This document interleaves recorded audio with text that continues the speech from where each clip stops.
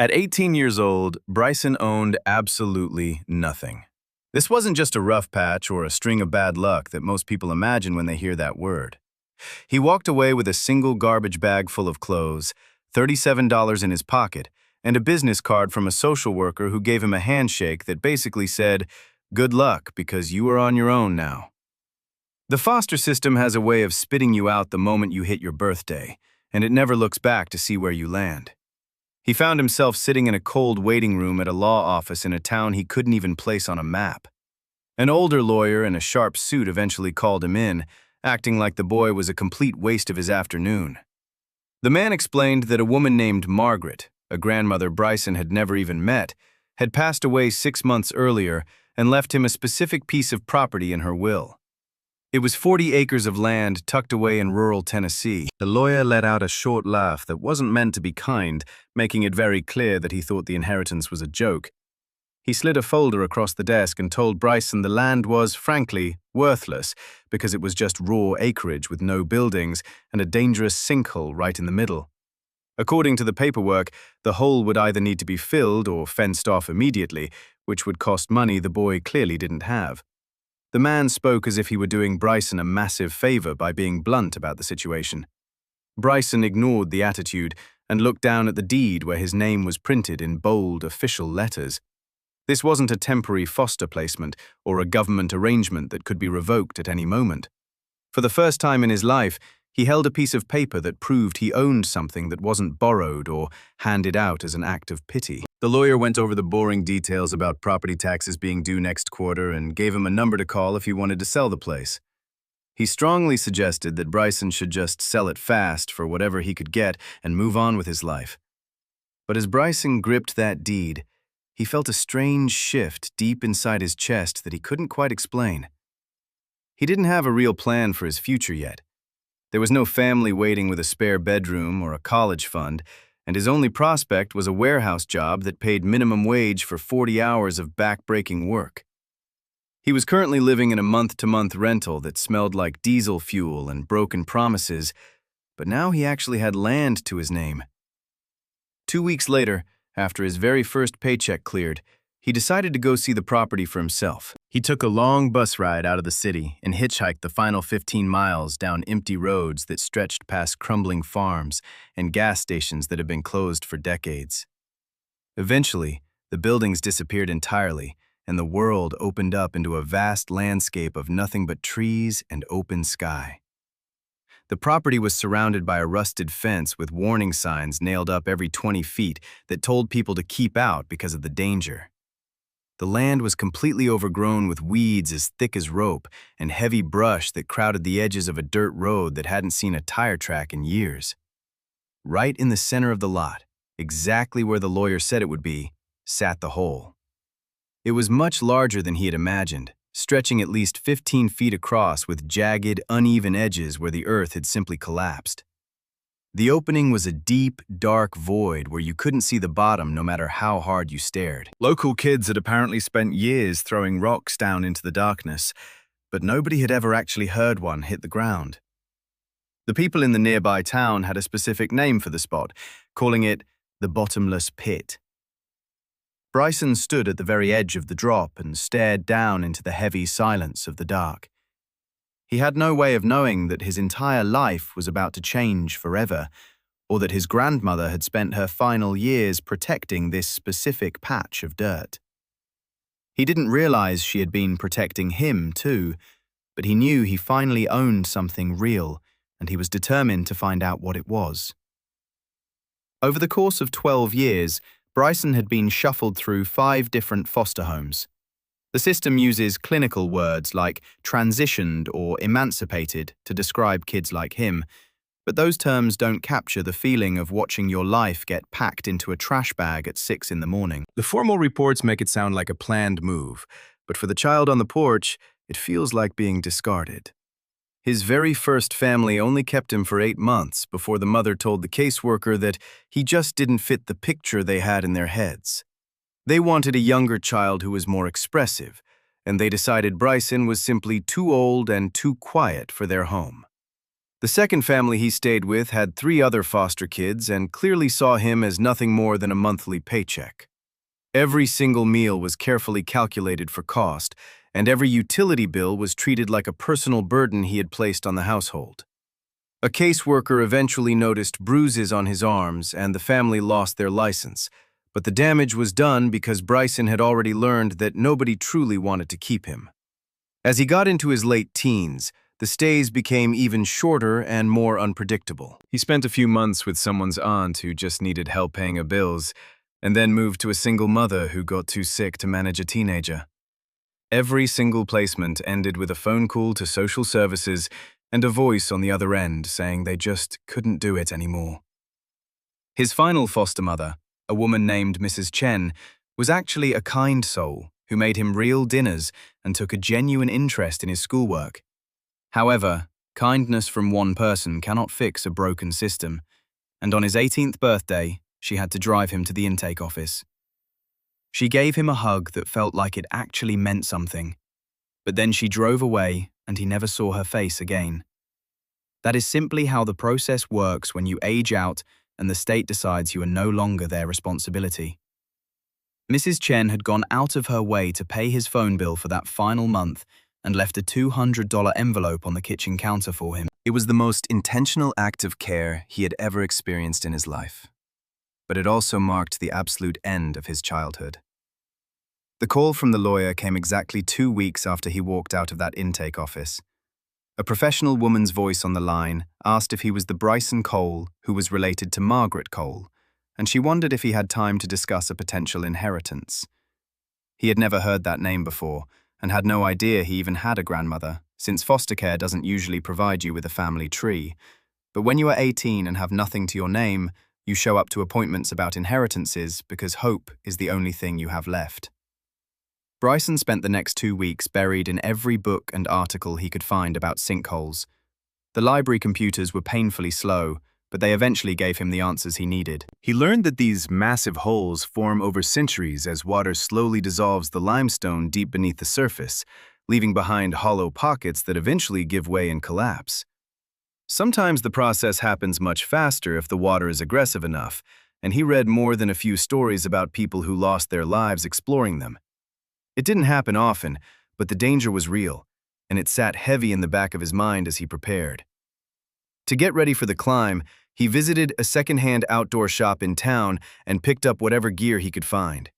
He walked out with a worn harness, a few carabiners, and 100 feet of rope that cost him $60, which was nearly 2 full days of wages for him. He added a decent flashlight to the pile, knowing none of this was top-of-the-line equipment he would have chosen if he actually had money. It was simply what he could afford at the moment, but it was real gear, and it was all that stood between him and the bottom of that pit. The old man working behind the counter at the hardware store went by the name of Calvin, and he seemed to know exactly what Bryson was planning the moment he started asking about anchoring points. He watched Bryson with narrow eyes, leaning over the counter as the younger man checked the ratings on the climbing rope. "You're planning on going down into that hole, aren't you?" Calvin asked, though it sounded more like a statement than a question. "Yeah," Bryson admitted, not looking up from his supplies. "Don't do it, son," the old man warned, but Bryson didn't offer a response and simply paid for his items in silence. Calvin followed him out to the sidewalk anyway, clearly unsettled by the whole situation. He told Bryson that his own grandfather had gone down into that same crevice back in the 50s, and when he finally hauled himself back up, he was pale as death and refused to speak a word about it. This was a man who usually talked about everything under the sun, yet he went to his grave keeping that secret, only ever saying that whatever was down there just wasn't natural. Bryson drove back to the property alone, feeling the weight of that warning. But he couldn't turn back now. He rigged his rope to a thick, sturdy oak tree right at the edge of the crevice and tested it twice by pulling with his full weight to make sure the knot would hold. His heart was already hammering against his ribs, not necessarily out of fear, but out of a strange, physical awareness. It felt as though his body understood the gravity of the situation long before his mind had a chance to catch up. The descent was slow and grueling as he went hand over hand, bracing his feet against the cold stone walls whenever he could find a bit of purchase. The air changed almost the second he dipped below the surface, turning cooler and much heavier than the air above. Humidity rose up to meet him like a damp breath, thick and wet, and his clothes were clinging to his skin before he'd even gone 10 feet down. Suddenly, his flashlight beam caught something he never expected to see in a hole in the ground. The rock wall wasn't just plain limestone, because it glittered with veins of some crystalline material that ran through the stone like threads of silver. He reached out to touch the wall, and his hand came away wet and slick with mineral-rich water that felt like ice against his skin. He passed 20 feet, then 30, and his arms began to burn with the effort of the climb. His hands ached from the constant white-knuckled grip on the rope, but he kept moving until his feet finally touched solid ground 50 feet below the surface. He released his hold on the rope and stood there in the absolute dark, the kind of total void that doesn't exist in the world above where there is always a stray bit of light. Down here, his flashlight was the only thing keeping the shadows at bay, and he turned slowly to let the beam travel across the space. The cavern opened up around him into a massive chamber that was easily 100 feet across, maybe even more. The ceiling rose so high into the shadows that his light couldn't even reach the top, leaving the heights lost in a black abyss. Those crystalline formations were everywhere, some the size of a human head and others even larger, jutting out from the limestone like bolts of frozen lightning. The floor beneath his boots was a strange landscape of mineral deposits that had been building up drop by drop for centuries. It was beautiful and haunting in a way that made him completely forget about the rope or the danger he was in. He was standing inside something ancient that nobody was ever supposed to know about, and in that moment, he finally understood why his grandmother had refused to sell this land. By the time Bryson climbed back to the surface, his hands were shaking so hard he could barely hold his gear. He couldn't tell if it was the physical exhaustion of the climb or the sheer shock of what he'd discovered, but it was likely a bit of both. He pulled out his phone to take some photographs, but the camera struggled to capture the magic of the place, turning the brilliant crystals into dark, blurry smudges of light. Still, he managed to get enough clear shots to prove the shapes were real and that he hadn't just imagined the whole thing.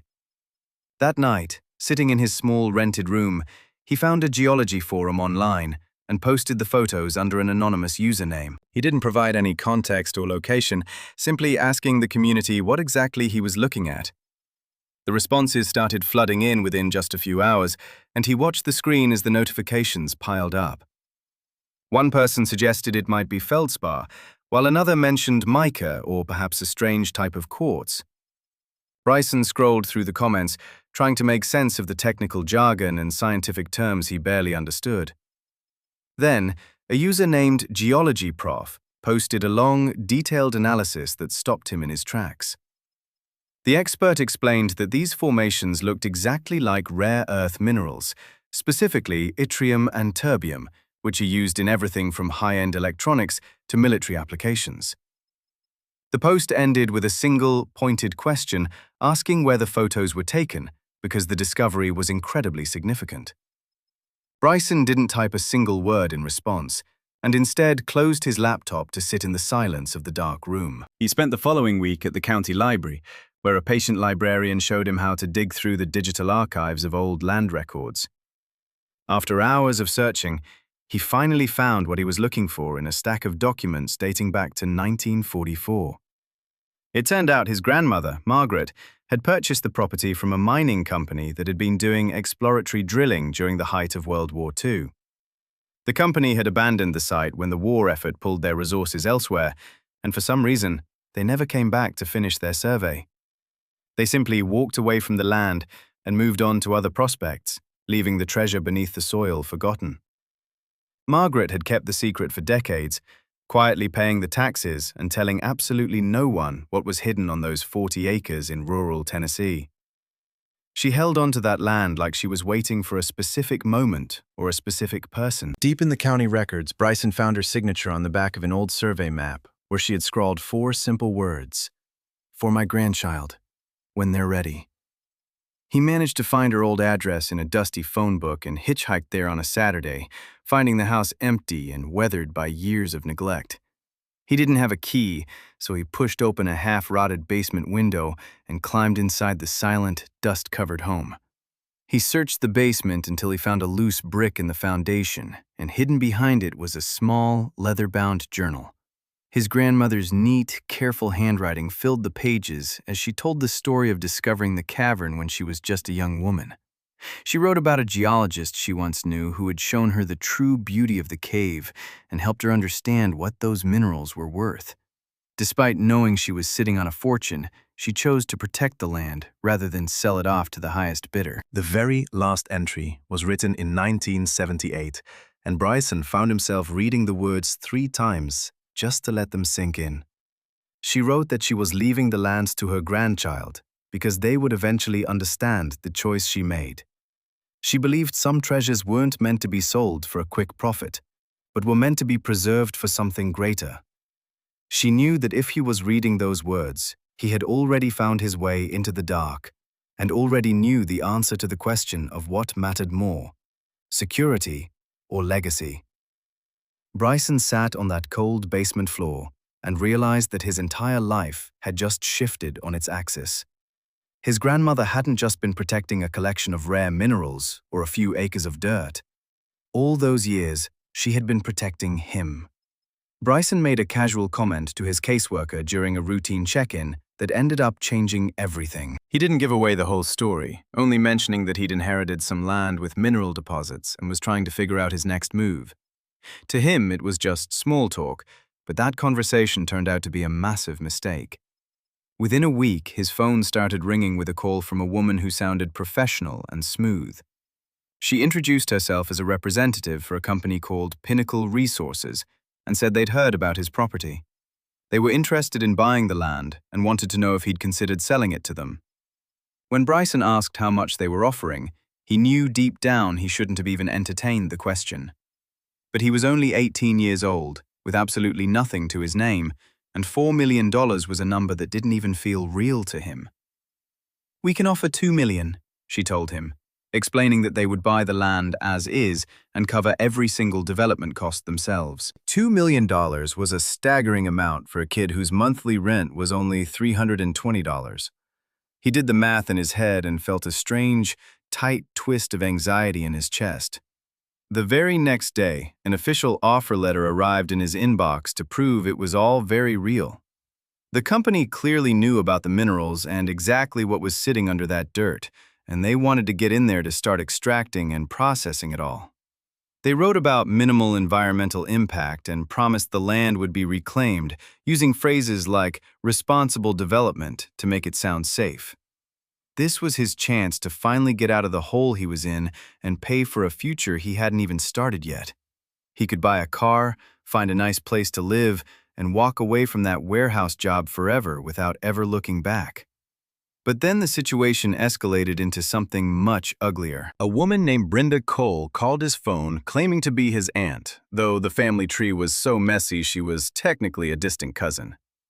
She told him she'd heard about the inheritance and the mining offer and insisted she had a legal claim to the property. Her voice was cold as she argued the land should have gone to a real family member who actually knew Margaret, not a foster kid who was basically a stranger. She didn't just make threats over the phone. She hired a lawyer and filed the paperwork to make it official. Then, she showed up right at his apartment door. Brenda was dressed like someone who had never spent a single night worrying about how to pay the rent. She didn't even ask to come inside, choosing instead to stand in the hallway and tell him he was making a huge mistake. She suggested he sign the property over to her so she could handle the sale, promising to split the money once the people who understood the family took over. "Your grandmother barely even knew you existed," Brenda snapped at him, claiming the land should have been hers all along. Bryson didn't argue with her. He just closed the door and locked it. In that moment, something finally became clear to him about why his grandmother had stayed silent for so long. If he had known about this place when he was younger, the family would have swarmed like vultures and tied the property up in court for years. They would have used it as a weapon against him before he was old enough to stand on his own 2 feet. She had waited until he turned 18 so he would be the legal owner, leaving him with a journal and a very difficult choice. The mining company eventually increased their offer to $4 million and sent people over with glossy brochures. These booklets showed beautiful pictures of reclaimed landscapes, but they never mentioned that the cavern itself would be destroyed in the process. They didn't say that once those minerals were dug up and sold, they would be gone from the earth forever. Bryson was exhausted from working 2 jobs and living in a rented room owned by someone who didn't care if he lived or died. He was tired of having nothing to his name and was almost ready to sign the papers just to make the struggle stop. Before he made it official, he decided to call the geology professor from the university one last time. She told him the hard truth, that the colorful company brochures were trying to hide from him. The cavern was a geological wonder that had taken thousands of years to form, and once those minerals were extracted, the formation would be ruined.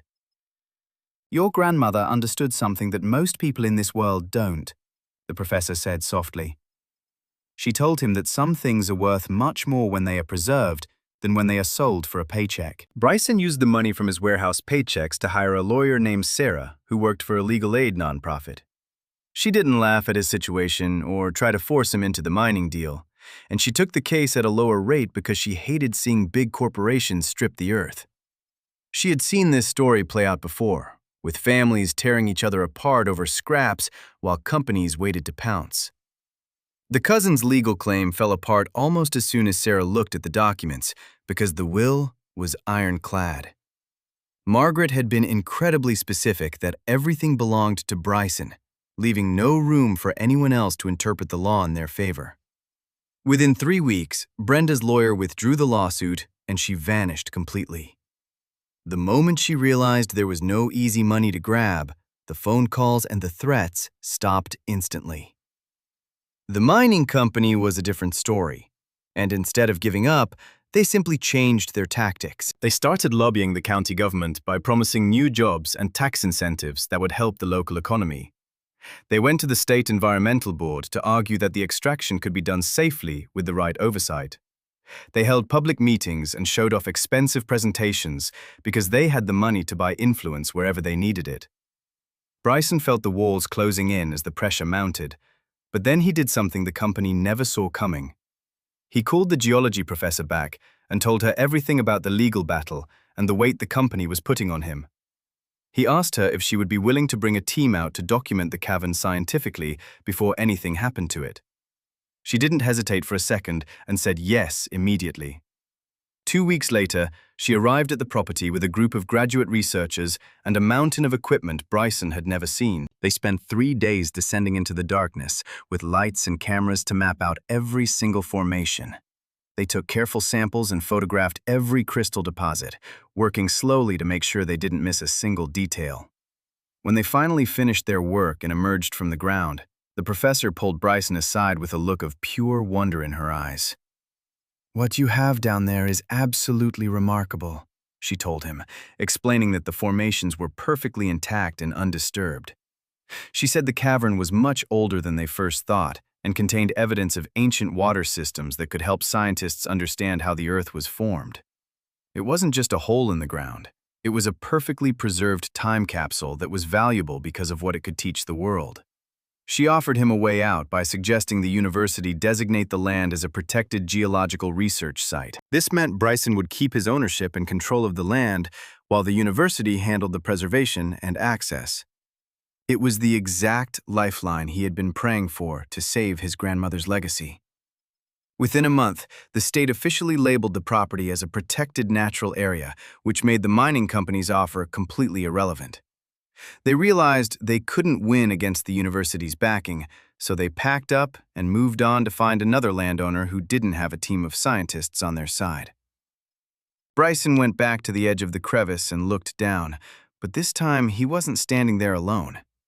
He was surrounded by people who valued the land for what it was, and he realized his grandmother's gift was finally being honored the way she intended. For the first time in his entire life, Bryson owned something that meant more than just a dollar sign. 3 weeks after the university team started their work, a graduate student named Dr. Reeves emerged from the darkness of the cavern holding a small object. She moved with a heavy kind of caution, cradling the item as if a single sudden breath might cause it to shatter in her hands. "We found this tucked behind a mineral shelf on the western wall," she whispered. "It was inside a metal box that looks like it has been sealed for a very long time." Bryson felt his hands begin to shake as she passed the weight of the discovery over to him. The box was small, maybe 12 inches across, and it was completely encrusted with thick mineral deposits that had climbed over the metal during the passing decades. Someone had wedged it deep into a stone crevice on purpose, leaving it there to be swallowed up by the slow, patient growth of the cave itself. He took the box back to his grandmother's house and sat in the same basement where he had first discovered the journal. After prying it open, he found a letter dated 1978, covered in the familiar, careful handwriting of the woman who had raised him. She wrote about the day she discovered the cavern as a teenager, and she spoke of a young geologist named James who had shown her the true soul of the place. He didn't value the cave for what could be dug up and sold, but for the story it told about the earth and how water could shape solid stone if given enough time. She described how they both realized that humans were just temporary visitors in a world that had been perfect and silent for thousands of years. As the letter continued, she admitted to falling in love with him and his mission to protect these sacred spaces from the rest of the world. "We had a future planned out," the letter read, "and we were going to have children and teach them everything we knew. But James died before any of that could happen, and before I could even tell him I was pregnant." Tucked behind the paper was an old photograph of his grandmother and grandfather as young adults, standing together at the mouth of the cave. They were holding hands and smiling at the camera, looking like two people who shared a secret the rest of the world wasn't allowed to know. There was also a smaller envelope inside the box, and this one had Bryson's name written across the front. The handwriting on this second note was much shakier, written by a hand that was clearly reaching the end of its journey. "If you are reading this, it means you found what I left behind, which isn't a pile of money or a quick fix for your problems, but a heavy responsibility. Your grandfather believed that some places on this earth are sacred, and I have faith that you will feel the same way once you see it. I kept this secret to protect you because if the world had known about those minerals, this land would have become a weapon and a burden you didn't deserve to carry. I waited until you were old enough to understand that a real inheritance has nothing to do with a bank account." The envelope also contained a set of coordinates and pages of detailed geological notes that stretched all the way back to the 1950s. These were his grandfather's records, representing years of quiet study and a level of patience that only comes when a person truly loves what they are looking at. Bryson realized in that moment that his grandfather had spent his entire adult life mapping this underground world. He had left behind a record so perfect that it would help the world understand the cavern's importance, and he had left it all in Margaret's hands. She had guarded that promise for a lifetime, and now Bryson saw that he wasn't just inheriting a piece of dirt, but a sacred trust between two people who believed some things were worth more than gold.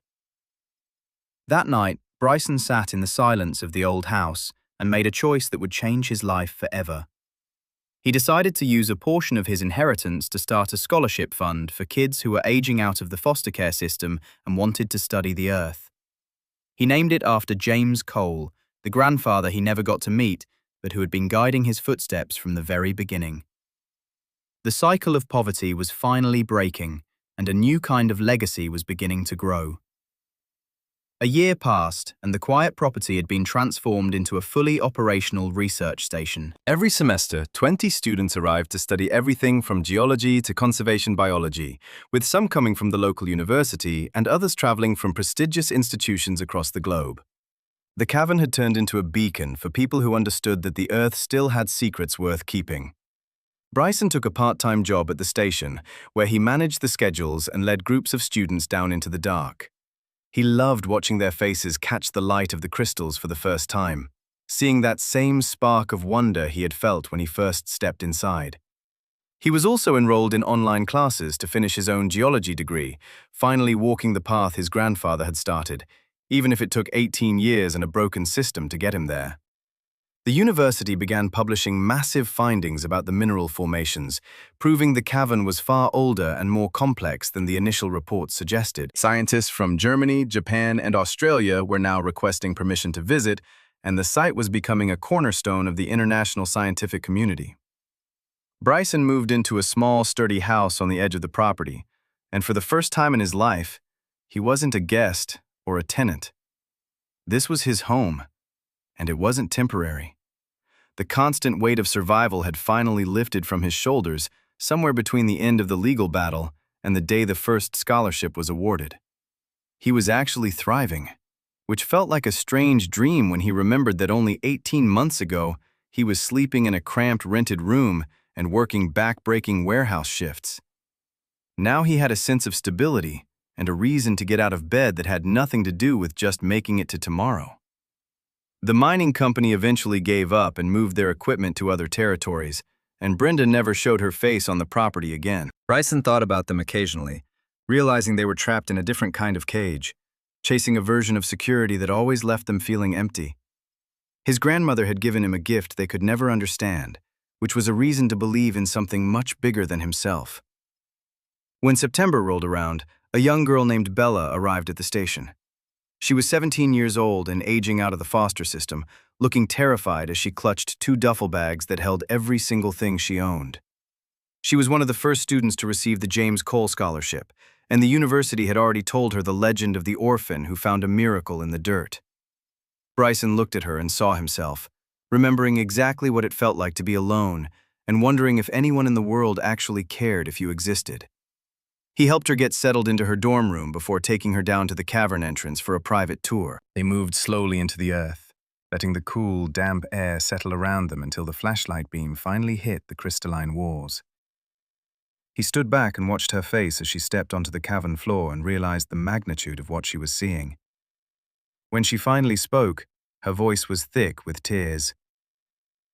"This is real," she whispered. "I can't believe this is actually real." Bryson told her the story of his grandparents and the choice they made to protect this place instead of tearing it apart for a paycheck. He explained that being worth something has nothing to do with money, and that sometimes the world's greatest treasures are the ones we keep hidden.